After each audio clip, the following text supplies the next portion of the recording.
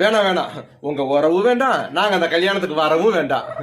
இவனை என் தலையில கட்டும் போது ஒத்த பவுனு கூட போடாம அந்த வீட்டை மட்டுமே கண்ணுல காமிச்சு விரட்டினவங்க தானே நீங்க.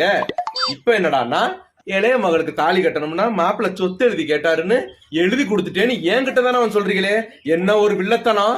ஏங்க நீங்க கத்திக்கிட்டு இருக்கீங்க? இதை பிடிங்க. எப்பா உன் சொத்துக்க நாக்க தொங்க போட்டுக்கிட்டு அலையிற மோசமான மருமையை நான் நினைச்சுக்கிட்டு இருக்கேன். உன் சொத்தனா இவர் கால் தூசிக்குப்பா. நீ சொத்து கொடுக்கலைங்கிற கோவத்துல பொண்டாட்டி அடிச்சு கொடுமைப்படுத்துற கோவக்கார புருஷன் நான் நினைச்சுக்கிட்டு இருக்கிறேன்.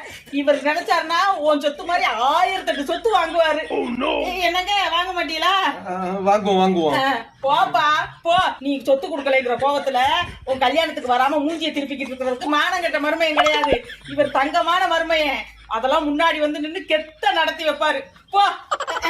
எப்படி எங்க அப்பா நல்லா திட்டுனே. நீ எங்கடி திட்டுன? எவ்வளவு சாமர்த்தியமா கல்யாணத்துக்கு வர்றோம்னு சொல்லி விட்டுட்ட.